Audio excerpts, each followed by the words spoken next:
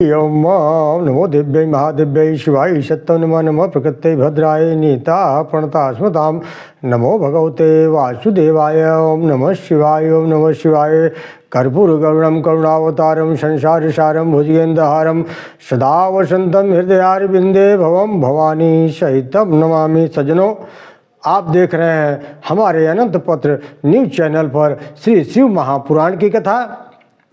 इस समय पार्वती जी का प्रसंग चल रहा है, जिसमें के तहत आज पार्वती जी की तपस्या की कथा है। और आगे बढ़ते हैं, इसके बाद पार्वती जी और शिव जी का विवाह का प्रसंग आएगा।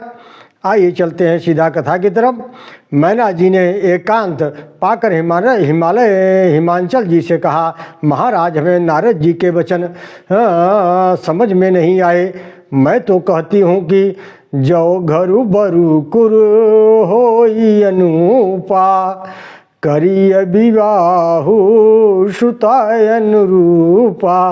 हिमांचल कहते हैं, हे देवी, नारद जी के वचन कभी असत्य नहीं हो सकते। आप अपनी पुत्री को शंकर जी के लिए तब करने की शिक्षा दीजिए। उधर माता पार्वती ने रात्रि में एक स्वप्न देखा। पार्वती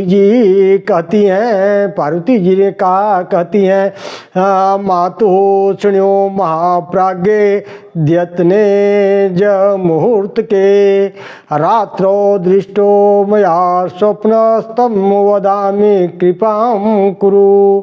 हे माता, आज एक तपस्वी ब्राह्मण मेरे स्वप्न में आए और मुझे भगवान शिव के निमित्त तपस्या करने को कहा। मैना जी ने स्वप्न की बात हिमांचल जी को बता दी। हिमांचल कहते हैं, हे देवी, आज मैंने भी एक सुंदर स्वप्न देखा। एक योगी मेरे नगर में आया है। जब मुझे ज्ञात हुआ कि ये कोई और नहीं साक्षात भगवान शिव हैं, तब मैं अपनी पुत्री पार्वती को लेकर उनके पास गया और उनसे प्रार्थना करी कि वे मेरी पुत्री को स्वीकार कर लें। किंतु उसी समय सांख्य और वेदांत मत के अनुसार बहुत बड़ा विवाद छिड़ गया। मेरी पुत्री वहीं रहकर प्रभु की सेवा करने लगी और मैं चला आया। शिव जी के ललाट से मंगल की उत्पत्ति की कथा है। जब भगवान शिव को तपस्या करते बहुत समय बीत गया, तब भगवान शिव के ललाट से पसीना गिरा। पसीना जैसे ही पृथ्वी पर गिरा, वैसे ही पृथ्वी से एक बालक प्रकट हो गया। पृथ्वी ने एक सुंदर रूप बनाकर उस बालक को दुग्ध पान कराया। भगवान शिव की आज्ञा से धरती माता उस बालक को लेकर चली गई। वह बालक भौम नाम से विख्यात हुआ। शीघ्र ही वह बालक बड़ा होकर काशी में भगवान शिव की सेवा करने लगा। बाबा विश्वनाथ जी की कृपा से ग्रह की पदवी प्राप्त कर शुक्रलोक से भी आगे दिव्य लोक में निवास करने लगा। ओम नमो भगवते वासुदेवाय। ओम नमो दिव्यै महादिव्यै शिवाय सत्यं नमः नमः प्रकृत्यै भद्राय नीता प्रणता स्मतां। सज्जनों, अब इस अध्याय में भगवान शिव का तपस्या के लिए हिमालय पर आगमन है और हिमालय से वार्तालाप करने की कथा है। हिमालय कहते हैं, अद्य में सफलम जन्म सफलम जीवनम मम अद्य में सफलम सर्वम तदत्र त्वं समागतः।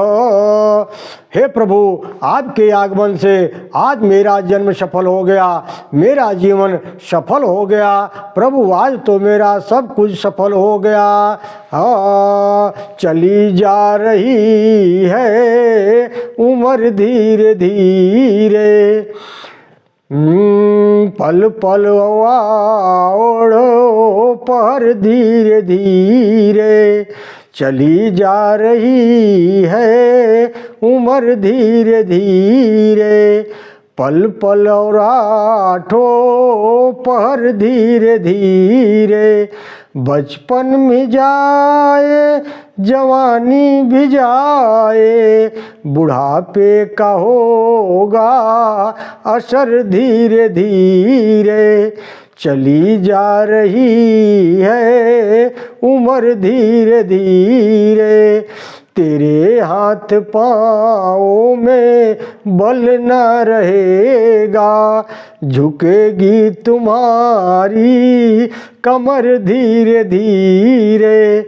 चली जा रही है उम्र धीरे धीरे, बुराई से मन को तू अपने हटा ले, तो क्या बन जाए तेरा जीवन धीरे धीरे।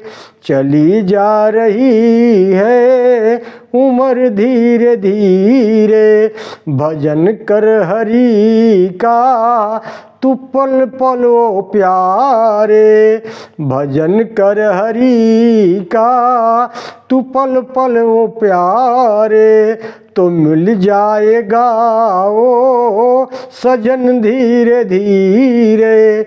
चली जा रही है उम्र धीरे धीरे। सज्जनों, हिमालय ने बहुत सुंदर भगवान भोलेनाथ की प्रार्थना करी और शिव जी कहते हैं, मैं यहाँ तप करने के लिए आया हूँ हिमालय, इसलिए ऐसा प्रबंध करिए कि कोई यहाँ आ न सके।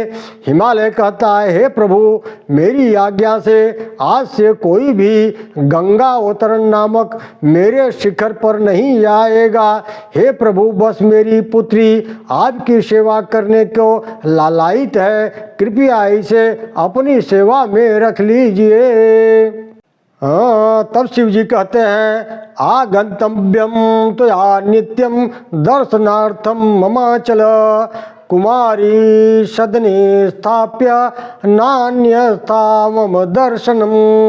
हे हिमांचल जी, आप अपनी कन्या को घर पर छोड़कर ही मेरा दर्शन करने आया करें, अन्यथा आपको भी मेरा दर्शन नसीब नहीं होगा।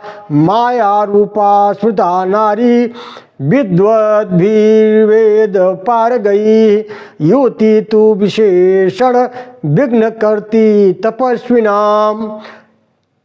हे हिमांचल, तपस्वियों के लिए स्त्री मायापुरी है और युवती तो महाविघ्न कारिणी है।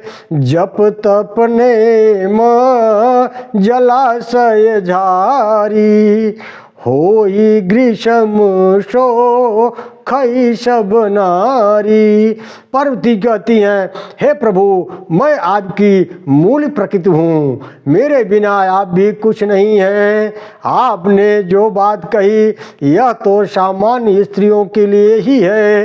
हे प्रभु, यदि आप प्रकृति से परे हैं तब भी आपको मेरे समीप रहने से डरना नहीं चाहिए। भगवान शिव ने माता पार्वती की बात मान ली और पार्वती मैया वहीं रहकर प्रतिदिन भगवान की सेवा करने लगी। वे नित्य षोडशोपचार से भगवान भोलेनाथ की विधिवत सेवा करती थी। वे कभी भगवान के लिए कुशा तो कभी पुष्प समिधाएँ लाती थी, कभी भगवान के चरणोदक को धोकर उसका पान कर जाती थी चरणामृत के समान। उसी समय तारकासुर नाम के राक्षस ने देवताओं को पीड़ित कर दिया। देवताओं ने कामदेव को भगवान शंकर के पास भेजा, किंतु कामदेव भी भगवान को क्षुब्ध नहीं कर पाया। तो नमो भगवते वासुदेवाय।